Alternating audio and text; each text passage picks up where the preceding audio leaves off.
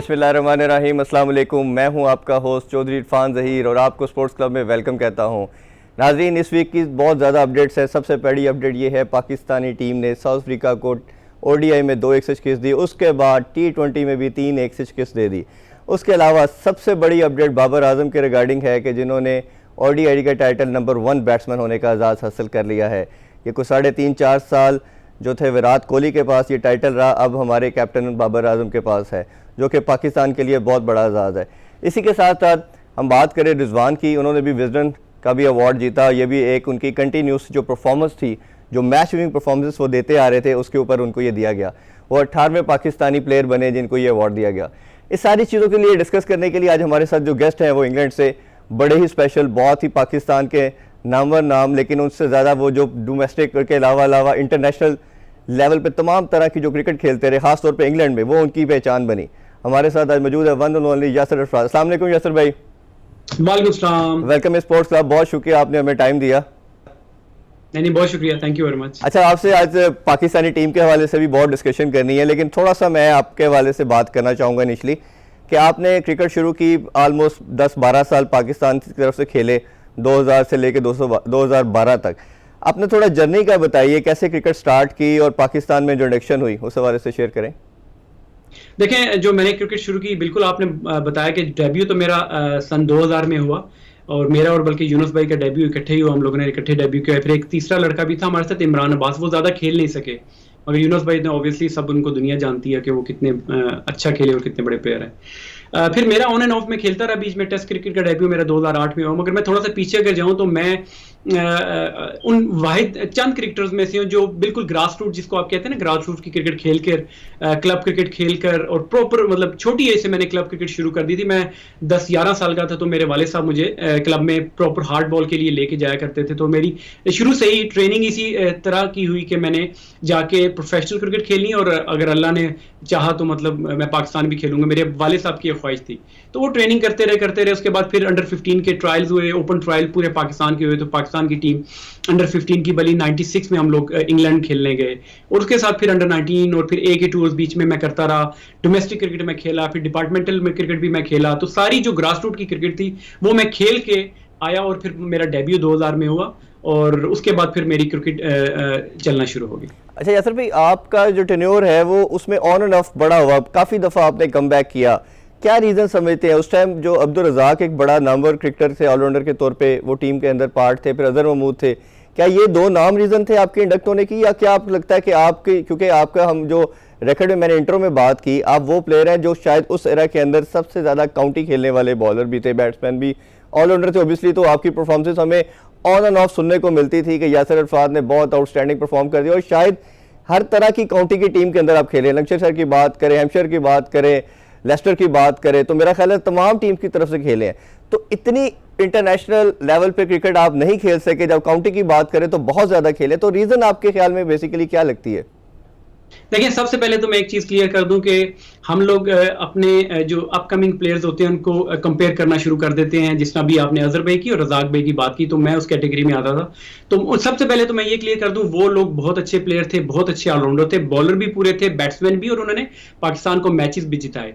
तो मेरे साथ थोड़ा ये है कि वहां की उस टाइम की जो मैनेजमेंट, जो PCB आप कह लें, सिलेक्टर्स कह लें, और इवन जो कप्तान भी मेरे टेन्योर में रहे, वो लोग हम लोगों को उसी तरीके से लेते थे कि मैं अब उसी तरह परफॉर्म करूं। तो ये आपको पता है, आप खुद भी क्रिकेटर रहे हैं, आपने क्रिकेट खेली है, तो ये हो नहीं सकता कि हर प्लेयर की जो क्वालिटी होती है वो दूसरे, जिस तरह भी बड़ी गलत कर रहे हैं हम कि बाबर आजम को जिस तरह विराट कोहली के साथ कंपेयर कर रहे हैं, तो ये बड़ा ही गलत है। बाबर पे प्रेशर भी और अच्छी चीज नहीं है। तो मैं अपने साथ, अगर मेरी आप बात करें, तो मेरे साथ भी यही हुआ कि मुझे फिर कंपेयर करना शुरू कर दिया था इन लोगों ने, उन जैसा प्लेयर अब्दुल रज़ाक या अजहर महमूद जैसी परफॉर्मेंस, तो ये हो नहीं सकता।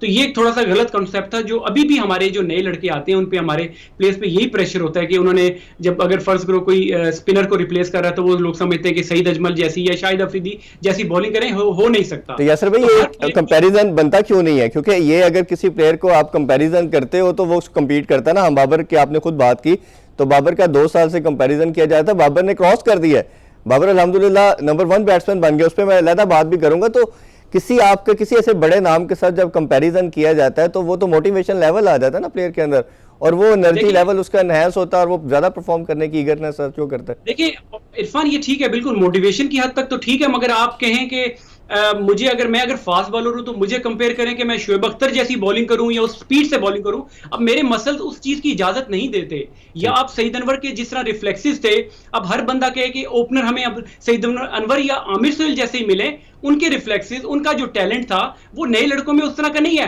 हो सकता है उनसे बेहतर भी आ जाए, मगर ये थोड़ा सा प्लेयर के साथ नाइंसाफी हो जाती है, क्योंकि आपको उस प्लेयर की एबिलिटी देखनी चाहिए, उस प्लेयर की स्ट्रेंथ देखनी चाहिए, उसके बाद आपको बात करनी चाहिए। कंपैरिजन आप अपने हद तक कर सकते हैं, मगर मैं ये कह रहा हूं कि जब कोई नया प्लेयर आता है तो ये उस पे एक आप रिस्पॉन्सिबिलिटी एक्स्ट्रा डाल देते हैं, और ये उसके साथ नाइंसाफी है। आपको एज अ मैनेजमेंट कोचेस, आपको सिलेक्टर्स, ये आपने देखना है कि उस प्लेयर में जो एबिलिटीज हैं, जो उसकी स्ट्रेंथ है, आपने उस हिसाब से उसके साथ आपने बात करनी है, बजाय कि आप उस पे एक एक्स्ट्रा बर्डन या प्रेशर डाल दें कि आपने उसी तरीके से परफॉर्म करना है। मैंने क्वेश्चन का मेरा ऑब्जेक्टिव ये था कि आपके ख्याल में, क्योंकि आपने जैसे मैंने बात की कि काउंटी बहुत ज्यादा खेली, दूसरे तमाम लेवल पे क्रिकेट खेलते रहे, बट पाकिस्तान में कंसिस्टेंट नहीं खेले, तो उसकी एक मैं वर्ड में जानना चाहूंगा कि आपके ख्याल में क्या रीजन ऐसी थी?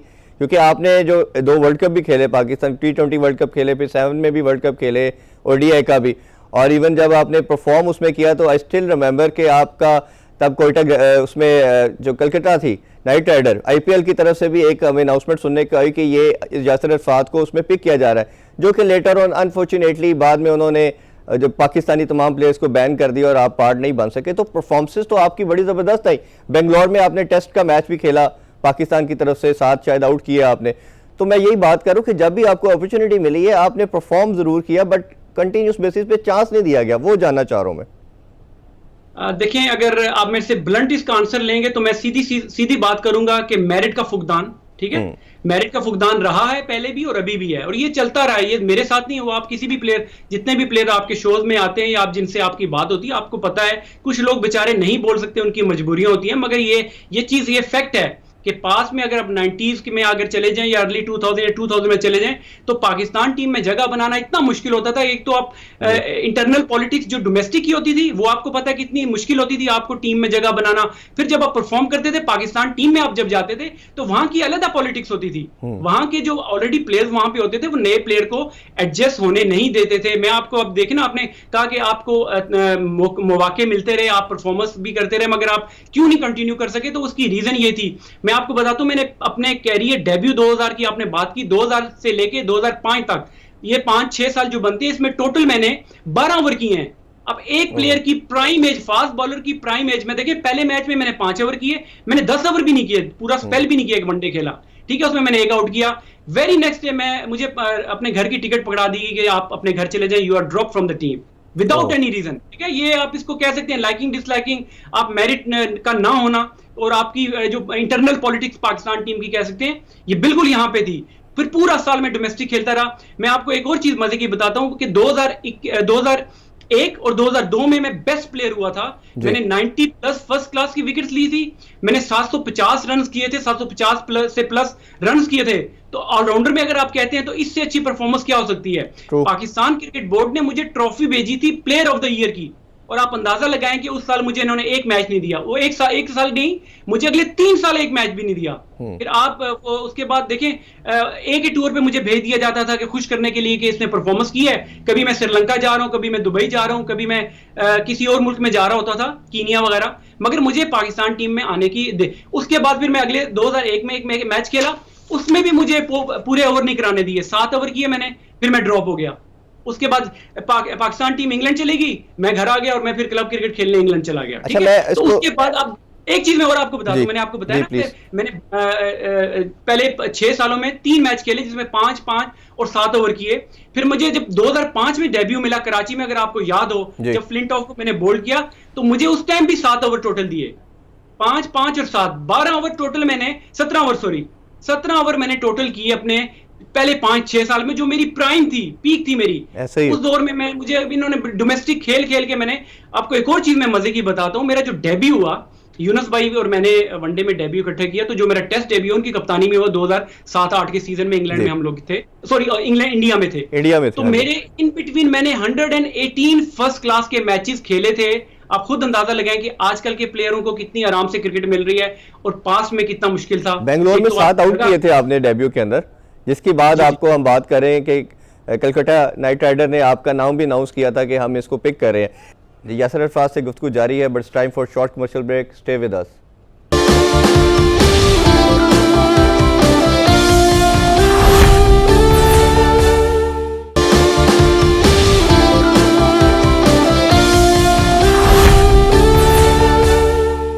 Welcome back after the break. Yasir Arafat से कुछ मजीद क्वेश्चन करते हैं। अच्छा, मैं इसको थोड़ा सा करंट सिनेरियो में भी लेके आना चाह रहा हूँ। अभी माशाल्लाह हम देख रहे हैं 2-3 साल में हमारे पास ऑलराउंडर की बात करें तो बड़ी अच्छी लॉट आ रही है। सबसे प्राइम नाम जो पहले आता है वो फ़हीम का आ रहा है हमारे पास। फ़हीम अशरफ बहुत आउटस्टैंडिंग परफॉर्म कर रहे हैं, साल डेढ़ से हम देख रहे हैं। फिर हुसैन तलत है, इमाद भट्ट है, आमिर यामीन है, बड़ी लंबी लिस्ट है। ये सारे एक हेल्दी कंपटीशन को कैसे देखते हैं, और इनमें से आप फ़हीम अशरफ को जिस तरह का वो परफॉर्मेंस देता आ रहा है तीनों फॉर्मेट के अंदर, T20, टेस्ट और ODI में, उसको कैसे देख रहे हैं आप? देखिए, फ़हीम अशरफ को तो आप देखें कि एक बड़ा ही अच्छा साइन पाकिस्तान क्रिकेट के लिए ये हुआ कि शुरू में ऑब्वियसली उन्होंने स्ट्रगल किया, उन पे काफ़ी क्रिटिसिज्म होता था, मगर अभी रिसेंटली उनकी जो स्पेशली अभी टेस्ट क्रिकेट में इंग्लैंड में गए, फिर न्यूजीलैंड में जो उन्होंने परफॉर्म किया, और अब जो परफॉर्म कर रहे हैं ऑन नॉन स्टॉप परफॉर्म कर रहे हैं वो सारे फॉर्मेट्स अगर आप देखें, सारे फॉर्मेट्स में वो अच्छा कर रहे हैं, तो ये एक बड़ा अच्छा साइन है। और देखिए, यही होता है कि आप जब भी किसी प्लेयर को मौका देते हैं कंसिस्टेंट बेसिस पे, तभी जाके उसकी एबिलिटीज या उसके टैलेंट का पता चलता है। तो पास में ये हुआ, और दूसरा आमिर यामीन, इमाद भट्ट की आपने बात की, और इवन आप देखिए कि हमाद आजम भी बीच में प्लेयर आए थे, मगर उनको मेरी अपनी राय ये है कि वो उनको ऑलराउंडर की कैटेगरी में, क्योंकि उनकी बॉलिंग इतनी अच्छी नहीं है। इंटरनेशनल डोमेस्टिक के लिए हद तक ठीक है, मगर अगर आप इंटरनेशनल के कहेंगे तो वो फिनिशर बहुत अच्छे हैं। मैंने 3-4 प्रोग्राम पीछे भी हुए, मैंने यही बात की कि अगर आपको 5वें और 6वें नंबर पे फिनिशर वनडे और T20 में हम लोग ढूंढ रहे हैं, तो मेरे ख्याल से हमाद आजम से best choice at the moment कोई नहीं, क्योंकि हमने बहुत से प्लेयर्स को ट्राई किया। थोड़ा ये है कि अभी दानिश अजीज के साथ थोड़ा सा जल्दी हमने कर दी। जल्दी का मतलब ये है कि ड्रॉप करने में उनको 2 मैच दिए, और 2 मैचों में उनको बड़ी अच्छी बॉलिंग, दोनों बड़ी अच्छी बॉलिंग, कोई भी अगर प्लेयर होता वहां पे आउट हो जाता।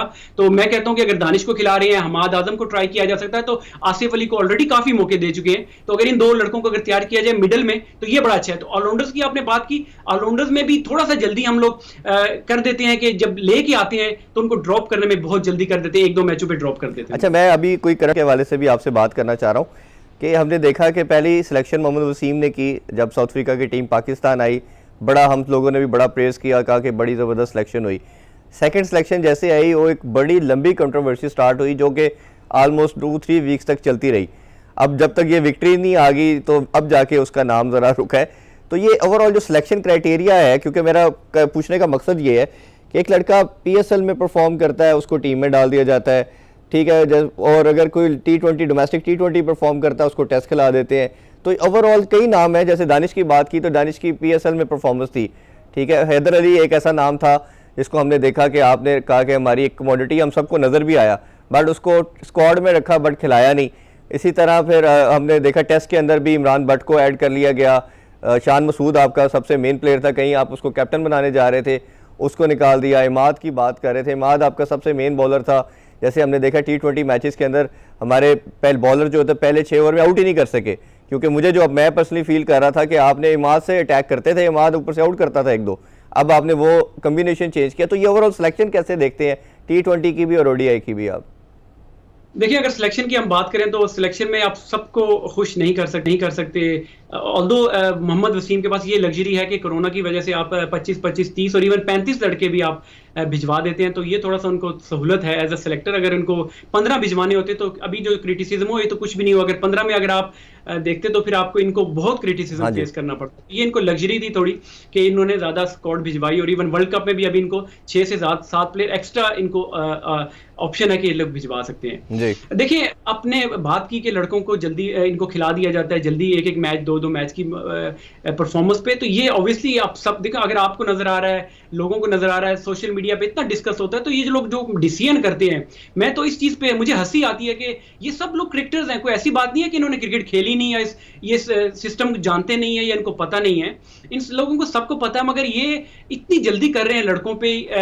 मुझे नहीं समझ आती इतनी जल्दी किस चीज की है कि आप एक लड़के को एक मैच में या एक सीरीज में लेके आते हैं, फिर अगली सीरीज में बगैर खिलाए या ड्रॉप कर देते हैं, या एक आधे मैच के बाद ड्रॉप कर दिया जाता है। तो ये आपकी पॉलिसी होनी चाहिए। मिसाल में आपको रोकना, अब्दुल्ला शफीक की है। अब्दुल्ला शफीक ने डोमेस्टिक में परफॉर्म किया, उसको T20 2 खिला दिए, T20 बेचारा न्यूजीलैंड में दोनों मैचेस में 0 में आउट हुआ, उसको इन्होंने कहा जी कि हमने टैलेंट हंट कर लिया है, उसको टेस्ट के स्क्वाड में डाल दिया, जबकि टेस्ट की उसकी कोई परफॉर्मेंस नहीं है, ना वो डोमेस्टिक खेला हुआ है। तो आपका क्राइटेरिया क्या ये T20 और ODI होना चाहिए या काजम ट्रॉफी होनी चाहिए जो सबसे बड़ा आपका डोमेस्टिक टूर्नामेंट है, उस पे क्या आपका स्टांस है?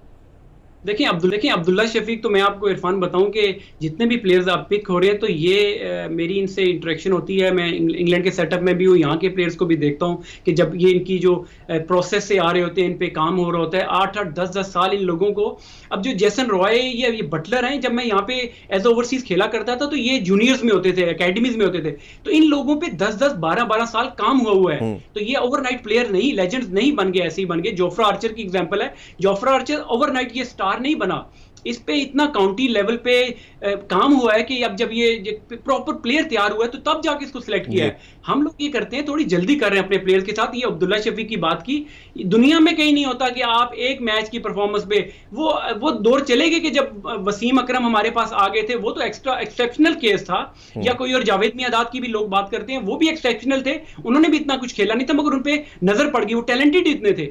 मगर ये जो अब्दुल्ला शफीक की बात की, इन लोगों को तो अभी देखिए, पास्ट में हमने देखा कि हमने एक ही टूर्स हमारे होते थे, ये थोड़ी बदकिस्मती हमारी पीसीबी की है कि अभी टूर्स दूसरा नहीं हो रहे। तो ये जो लड़के जितने भी पाकिस्तान टीम में सवाए 3-4 प्लेयर के, इन सबको एक ही टूर्स में होना चाहिए बजाय पाकिस्तान टीम के। और जो हमारे पाकिस्तान टीम के जो प्लेयर थे उनके साथ हमने जल्दी करके ज्यादती, देखिए यही होता है ना कि जब मैनेजमेंट चेंज होती है, सिलेक्शन या कप्तान चेंज होता है, तो पूरा आपके जो टीम के पे इफेक्ट पड़ता है। और जो आपके सीनियर प्लेयर होते हैं, आपने भी पास में देखा होगा कि सीनियर प्लेयर पे जो नई मैनेजमेंट आती है उनको सबसे पहले उनको टीम से बाहर करती है ताकि उनकी अथॉरिटी टीम पे हो। उनमें आपने एग्जांपल पास में देखी होगी, मोहम्मद यूसुफ वगैरह, अब्दुल रज़ाक, इन लोगों की क्रिकेट अभी बाकी थी। आप सोहेल की बात करें, शोएब मलिक, कामरान अकमल की अगर आप बात करें, तो इन लोगों का। और लास्ट केस जो हमने देखा वो सरफराज का केस देखा, सरफराज को जिस तरह आपने, जो आपका बेस्ट कैप्टन आपका अवेलेबल प्लेयर था जिसने पाकिस्तान की टीम को नंबर 1 बनाया, उसके साथ जो हमने रवैया अख्तियार किया।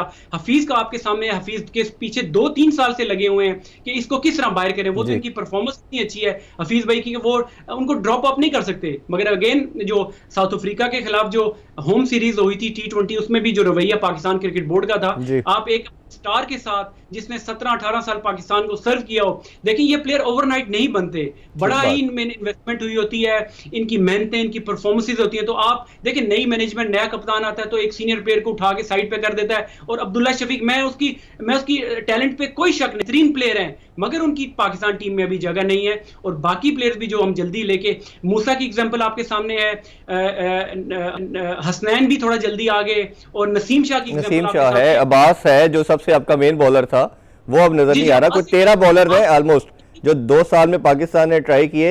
उस पर बात भी आपसे मैं करना चाहूंगा कि टेस्ट के अंदर 13 बॉलर डिफरेंट ट्राई किए। अभी तो सबसे बड़ी मिसाल हमें नजर आ रही है यासिर शाह की, कि जिस तरह उन्होंने परफॉर्म किया, अभी ऑब्वियसली उतना अच्छा परफॉर्म नहीं हो रहा था, बट डोमेस्टिक सीरीज में अच्छा परफॉर्म किया। आपने जो बंदरबांट शुरू की, उसमें आपने किसी प्लेयर को T20 में खिला दिया, किसी को ODI में खिला दिया। जाहिद महमूद ने परफॉर्म T20 में किया था, डोमेस्टिक आपकी T20 सीरीज के अंदर आपने उसको टेस्ट में अब नाम उसका डाल दिया। तो ये आपका क्या ख्याल है कि ये सारा जो कुछ हो रहा है, ये जो वसीम कर रहे हैं या मिसबा एंड जो उसकी को है, ये उनकी सारा की मिली भगत है, ये किस तरह आप देख रहे हैं सारे डिसीजंस को? देखिए, इसको मैं कहूंगा कि मैन मैनेजमेंट जो हम लोग बात करते हैं वो इसी को कहते हैं कि आपके जब सीनियर प्लेयर्स आप अगर वो स्ट्रगल करते हैं, अगेन असद शफीक की एग्जांपल आपके सामने है कि असद शफीक जो टीम से बाहर हुए हैं, तो आप देखिए ऑल ऑफ अ सडन उनमें गलतियां तो नहीं शुरू होगी ना। तो अभी मैं बल्कि हारून रशीद साहब को सुन रहा था, वो इंटरव्यू में कह रहे थे कि जी ये हमारी डोमेस्टिक की वजह से उसकी में गलतियां होंगी। एक बंदा 10 साल से पाकिस्तान टीम को सर्व कर रहा है विदाउट एनी इंजरी या परफॉर्म, ड्रॉप कभी नहीं हुआ टेस्ट में, हमेशा वो रजर अली कंटिन्यूसली खेलते रहे। तो वो ब्लेम कर रहे हैं पाकिस्तान डोमेस्टिक क्रिकेट पे। वो डोमेस्टिक क्रिकेट तो जाके जब से टीम में वो खेलता ही नहीं आगे, वो तो पाकिस्तान टीम के साथ बिजी रहता है, तो उसमें डोमेस्टिक क्रिकेट का क्या कसूर है भाई? जहां काम होने वाला है, हमारी जो मैनेजमेंट है उनको अपने प्लेयर के साथ जो मैनेजमेंट की बात होती है वो यही होती है। जो प्लेयर हमारा पाकिस्तान टीम से ड्रॉप होता है, निकलता है, वो टीवी पे या सोशल मीडिया पे आके अपने एक्स प्लेयर्स को या जो मैनेजमेंट में लोग होते हैं उनके खिलाफ बात करता है, तो कोई ना कोई मसला तो है हमारे एक्स प्लेयर के साथ जो मैनेजमेंट में आते हैं। तो ये चीज हमें जहां काम करना है, जहां पे अगर देखें, अगर असद शफीक के साथ कोई प्रॉब्लम है तो आप डोमेस्टिक पे ब्लेम डालने के आप असद शफीक के साथ काम करें। मैं आपसे यही पूछना चाह रहा था कि असद शफीक हो गया या आपका जैसे शान मसूद की बात की, ये दो आपके सीनियर मेंबर थे टेस्ट के, आपके दोनों को आपको ड्रॉप किया जब आपकी टेस्ट की टीम का भी नेशनल हाई परफॉर्मेंस सेंटर के अंदर वो काम कर रहे हैं कोचेस के साथ, टेस्ट की टीम काम कर रही है, आल दो कि वो टीम में शामिल नहीं है, तो क्या आप ये दो सीनियर मेंबरान को भी टीम के स्क्वाड के अंदर बुला के इनको उसके साथ नहीं रख सकते थे, इनके साथ काम नहीं किया जा सकता था? वो उन दोनों को कॉल ही नहीं की गई।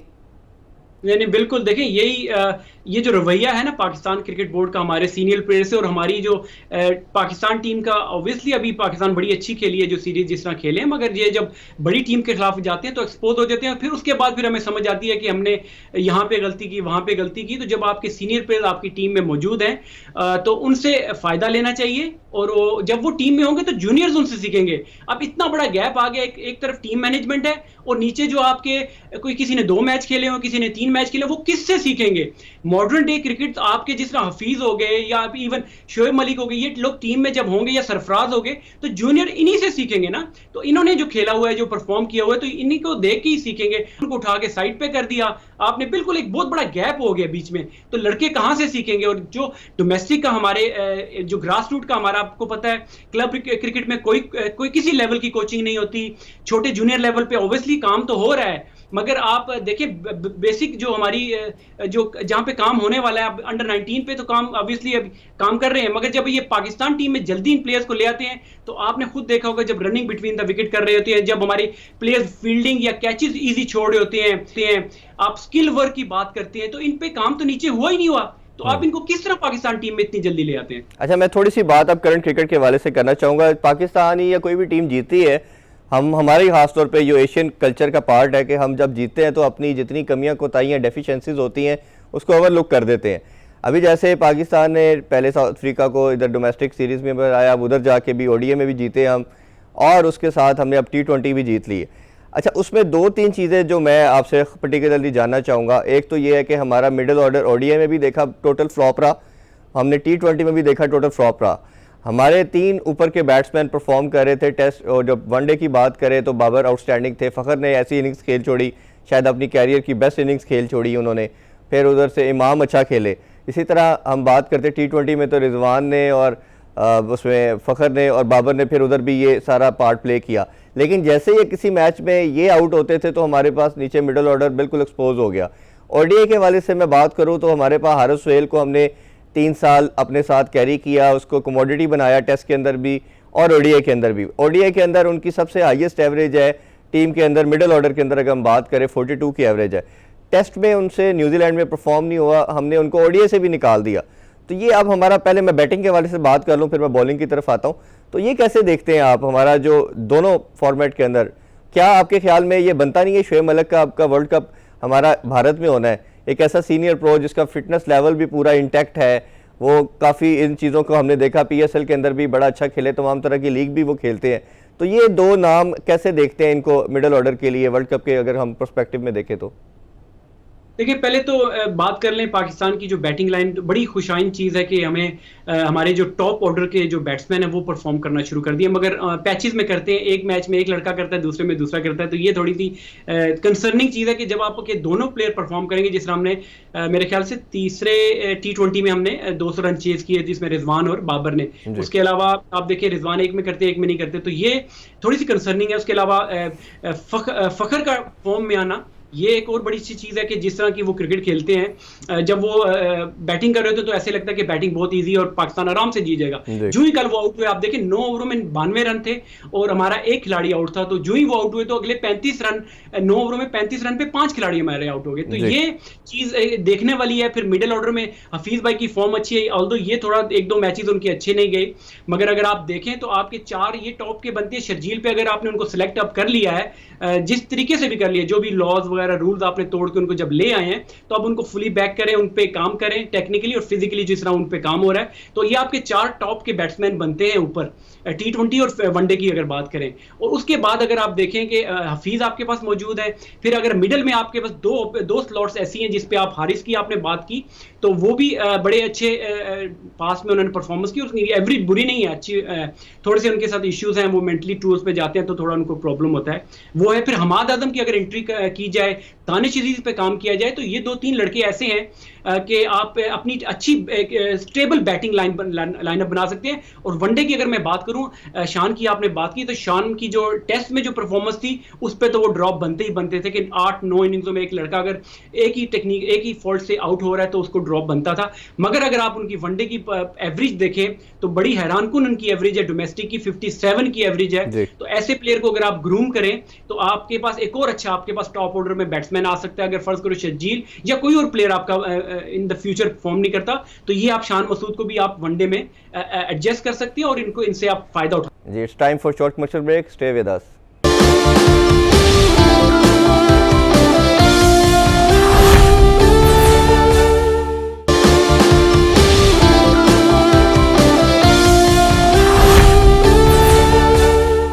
Welcome back in sports club. Yasir से कुछ मजीद चीज़ें पूछते हैं।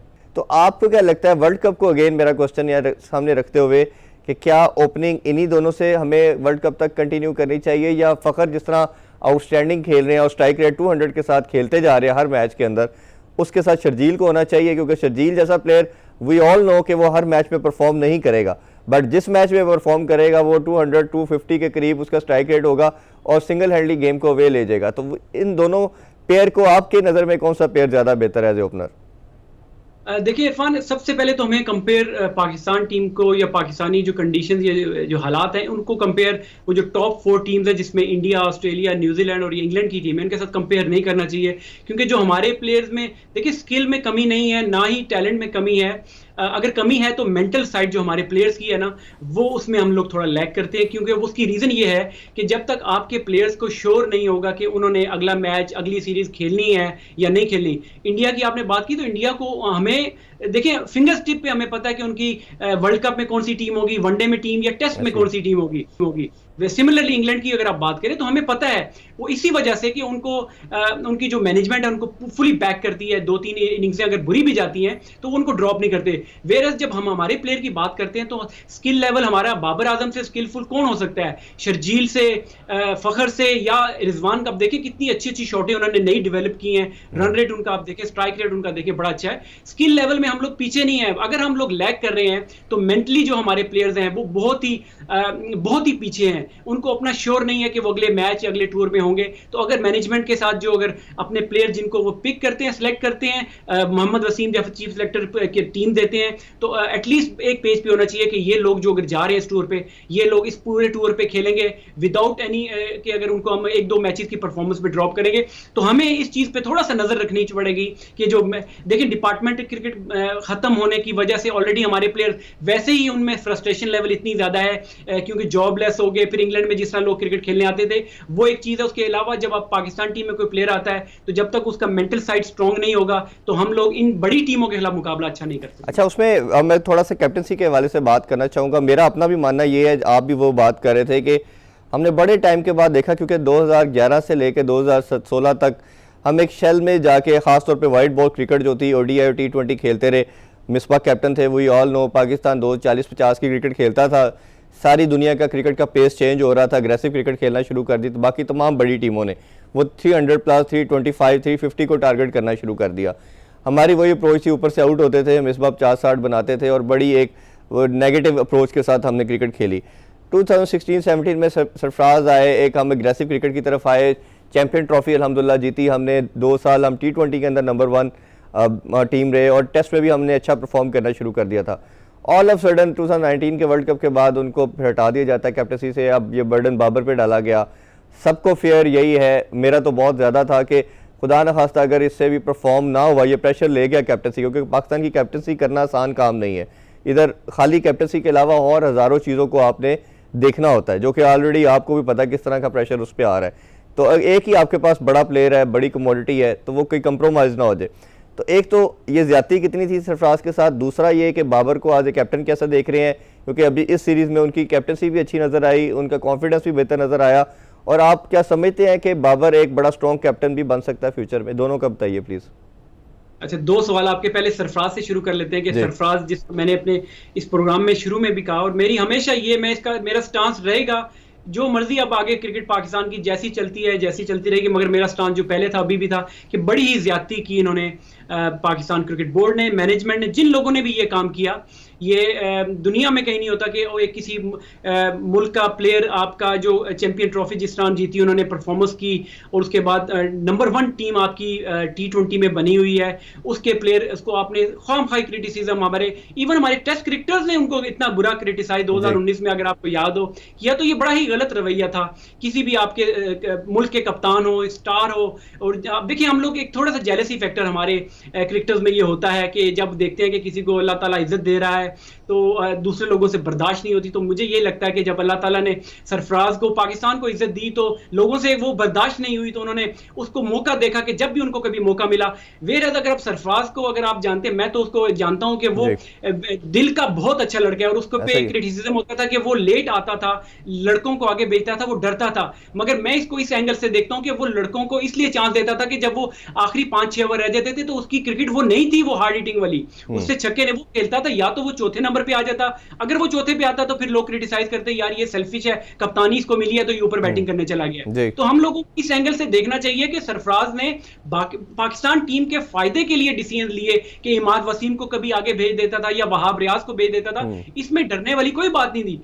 सरफराज वो वाहिद प्लेयर है कि जो ग्रास रूट से आया, अंडर 19 की कप्तानी उसने की, कप्तानी उसने अंडर 19 जिताया पाकिस्तान को, PIA के लिए खेला, कराची के लिए खेला, कराची को जिताया, और वो एक सिस्टम के थ्रू आया था। और पाकिस्तान टीम में जब वो आया, ऑल्दो वो थोड़ा सा लेट आया था, उस पे 2015 के वर्ल्ड कप में वो आया और उसने बड़ी अच्छी परफॉर्मेंस दी थी। और जब वो देखिए कप्तानी जब वो कर रहा होता था, जब वो टीम में होता था, आपको फर्क नजर आता था कि अभी, बल्कि एक आता इंग्लैंड में मैच खेला और अभी खेला, तो आपको जब वो पीछे से एक एक रन पे वो फाइट कर रहा होता था। कुछ लोगों को बुरा लगता था कि जब उसके एक्सप्रेशन आते थे कि प्लेयर जब मिस फील्ड करते थे। मैं भी ठीक मानता हूं कि ये थोड़ा सा उसको अपना आपको बेहतर करना पड़ेगा, मगर मैनेजमेंट के साथ उसको बात करके उसको ये चीज ठीक हो सकती थी। मगर उसका जो लैश उस पे जो आया, वो यही आया कि क्रिटिसिज्म इतना हुआ कि उसको अल्टीमेटली पाकिस्तान क्रिकेट बोर्ड ने उसको ड्रॉप कर दिया। तो मेरे ख्याल में ये उस टाइम भी गलत डिसीजन था। मैं इसको अभी भी इस पे मेरा ये जो स्टांस है कायम है कि बहुत गलत डिसीजन किया इस पाकिस्तान क्रिकेट बोर्ड के जो नई रिजीम ने। और अगर आप बाबर की बात करें तो बाबर ने, आपने बिल्कुल सही कहा कि मेरे भी ये जहन में था कि बाबर जो एक आपका सारे फॉर्मेट में परफॉर्म कर रहा था तो उस पर एक्स्ट्रा बर्डन होगा, प्रेशर होगा कि अगर वो पता नहीं उस चीज को ले सकेंगे। मगर हमने देखा कि उसने जितनी भी अभी पास में 4 सीरीज हैं उसने बड़ी अच्छे तरीके से खेली, खुद भी खेली और टीम को खिलाया भी। और ये कप्तानी ऐसी चीज है कि आप over the period of time आप हार से भी सीखते हैं, आप जीत से भी सीखते हैं। तो आई एम श्योर कि बाबर आजम जिस तरह अभी दुनिया के नंबर 1 बैट्समैन भी बन गए हैं, तो इससे भी उनका कॉन्फिडेंस बढ़ा होगा। तो एक बड़ा अच्छा साइन है कि बाबर आजम अब पाकिस्तान टीम को लीड कर रहे हैं। जो लीडर का यही सबसे क्वालिटी होती है कि वो खुद जब सबसे पहले वो खुद परफॉर्म करे तो बाकी जो लोग हैं उसको देख के फिर एक एग्जांपल लेते हैं और फिर उसको फॉलो करते हैं। अच्छा, मैं कुछ बॉलिंग के हवाले से बात करना चाहूँगा। हमने देखा कि T20 की हमने जैसे देखे, चारों मैचेस देखे, साउथ अफ्रीका ने हर मैच में सिवाय लास्ट मैच के हमने देखा कि उन्होंने बड़ा स्कोर किया, 200 प्लस किया। और फिर हमने ये भी देखा कि वो हिटिंग उनको पहले 6 ओवर में आउट भी नहीं कर सके और हर मैच के अंदर अप्रोक्सीमेटली 60-70 ऑड स्कोर इनको होता रहा।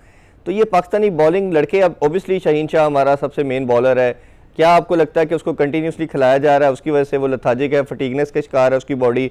फिर हारिस है, हारिस रऊफ अच्छी बॉलिंग करते हैं बट पैचेस में करते हैं। हसन अली का कमबैक है, पाकिस्तान में अच्छी बॉलिंग की बट उधर उस तरह का उनका क्रिश्मा नज़र नहीं आया जो हसन अली के साथ एसोसिएट किया जाता है। तो पाकिस्तानी पेस अटैक को कैसे देख रहे हैं कि इसके क्या रीज़न आपको लगती है कि जो एक तो शुरू में न्यू बॉल से विकेट नहीं ले पा रहे, वकार यूनुस की कोचिंग के होते हुए कितना बड़ा नाम है, बट हमें बॉलर कोई आज तक एक नाम भी नहीं नज़र आया जो प्रिपेयर करके दिया हो और हमें लगे कि वर्ल्ड क्लास बॉलर बन गया। तो पाकिस्तानी अटैक को कैसे देख रहे हैं आप? देखिए, सबसे पहले तो मैं ये समझना चाहिए कि हमारे ये जो प्लेयर पाकिस्तान टीम में, शाहीन चलो एक एक्सेप्शनल थोड़े हैं, टैलेंटेड हैं और उन्होंने प्रूफ भी किया हो, मगर बाकी प्लेयर्स को अगर आप देखें तो मैं नहीं समझता कि ये अभी तैयार हैं, इनके साथ इतना काम हुआ या इन्होंने इतने लंबे स्पेल्स डोमेस्टिक में किए हुए हैं, तो ये they are not ready for international cricket at the moment. तो ये हमें मान लेना चाहिए। हम कभी एक को खिलाते हैं, दूसरे को खिलाते हैं, जिसमें होता है ना शतरंज में होता है कि आप एक मोड़ आगे कर देते हैं, दूसरे को पीछे कर लेते हैं। अभी हम वही शतरंज की गेम ही खेल रहे हैं, और कभी घोड़े को आगे करते हैं, कभी प्यादे को पीछे करते हैं। तो वो इन चीजों में लगे हुए हैं, हमें मान लेना चाहिए कि ये लोग तैयार नहीं है। आपने ये 3-4 नाम लिए, थोड़ा और मूसा पे चले जाए आप, नसीम शाह पे चले जाए, और हसनैन के साथ 3 साल से हम देखो वर्ल्ड कप से लेके अभी तक 2 साल हो गए उनको, अभी तक उनको श्योर ही नहीं है कि वो एक टीम के मेंबर बने हैं कि नहीं बने। वो कभी खेलते हैं, कभी नहीं खेलते। ये सब लोगों को अभी डोमेस्टिक खेलनी है, इन्होंने ए के टूर्स करने हैं, तो इनको अभी इन पे बड़ा काम होने वाला है। अच्छा, मुझे लास्टली ये बताइए, आपने लेवल 4 किया और हमारा जो पाकिस्तानी टीम का कोच है उसने लेवल 2 किया होगा, वो भी बाद में किया है।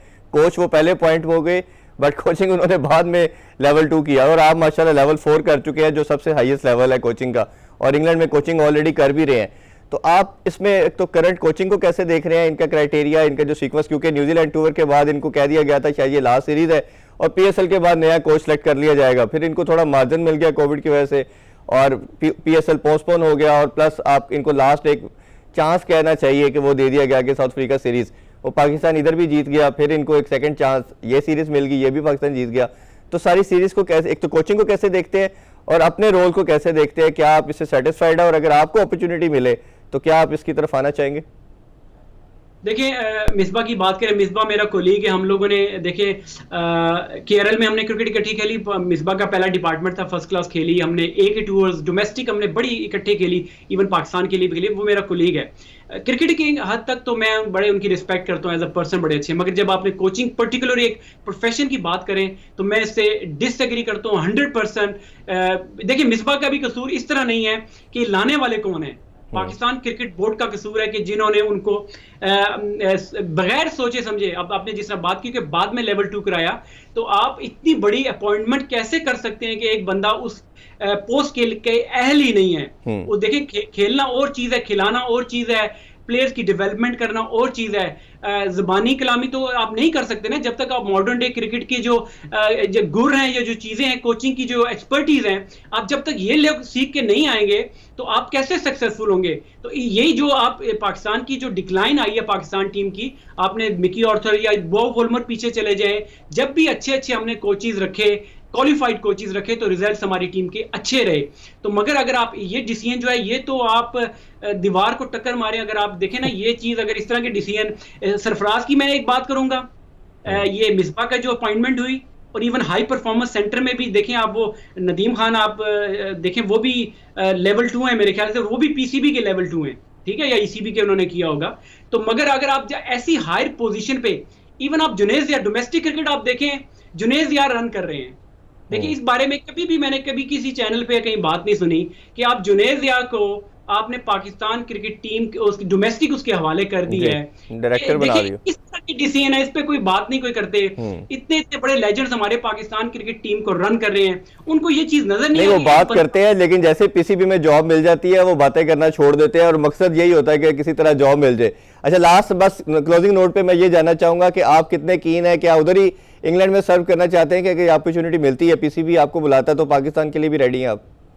देखिए इरफान भाई, मैंने ये जो हाई परफॉर्मेंस सेंटर बना, मैंने इसके लिए अप्लाई भी किया था, मगर मुझे not a single email, not a single phone call, मुझे इन्होंने इतनी भी हिम्मत नहीं की, हिम्मत कह सकें या कोई कह लें आपके, एक मुझे फोन कॉल तक नहीं की कि यार आपने अप्लाई किया, आपको शॉर्टलिस्ट करेंगे या आपके फ्यूचर में कोई रोल होगा। इन्होंने आज तक मेरे से इस बारे में कोई बात नहीं की। और जिस तरह आपने बात की लेवल 4 में जो कर रहा हूँ ईसीबी का, इट्स अ 2 years डिग्री, ये जो यूनिवर्सिटी लेफ्टबरा यूनिवर्सिटी से कर रहे हैं, ये वो पाकिस्तान का 2 दिन वाला लेवल 2 या लेवल 3 वो वाला नहीं है। इसमें देखिए, मैं 2 साल से मैं अभी मेरा दूसरा साल चल रहा है, तो मैं तो अवेलेबिलिटी अपनी शो की, मगर अब जब जो काम कराने वाली विलिंग नहीं है, तो मैं तो जबरदस्ती गन पॉइंट पे आके इनसे काम तो नहीं मैं ले सकता कि मैं कह सकता कि मुझे करो। तो मैं यहाँ पे ऑलरेडी यहाँ पे काउंटी में काम कर रहा हूँ, ससेक्स में, मैं वॉरिकशायर में प्राइवेट कॉलेज में मैं काम कर रहा हूँ। तो जब वो लोग समझेंगे, क्योंकि जो उनका मेरिट है, जो क्राइटेरिया आपने खुद बताया कि हेड कोच के लिए अगर लेवल 2 पीसीबी अगर चाहिए उनको, यहाँ पे मैं आपको बताऊं प्राइवेट कॉलेजेस में जो है यहाँ पे लेवल 3 मिनिमम, मैक्सिमम लेवल 4 है। और आप पाकिस्तान एक हायर लेवल की जहाँ पे कॉम्पिटिटिव लेवल की और प्रोफेशनल जहाँ पे आपको कोचेज चाहिए, वहाँ पे अगर आप ऐसी अपॉइंटमेंट करते हैं तो अल्लाह हाफिज़। चले यासर भाई, बहुत बहुत शुक्रिया आपके टाइम का, और उम्मीद करते हैं कि पीसीबी आपको इंडक्ट करे और अपने प्रोग्राम का पार्ट बनाए। अगेन आपका बहुत शुक्रिया। नाज़रीन, आपने यासर गुफ्तगू सुनी, होपफुली आपको आज का शो बहुत पसंद आया होगा। इंशाल्लाह मुलाकात होगी आपसे next week with new guest. Take care, अल्लाह हाफिज़।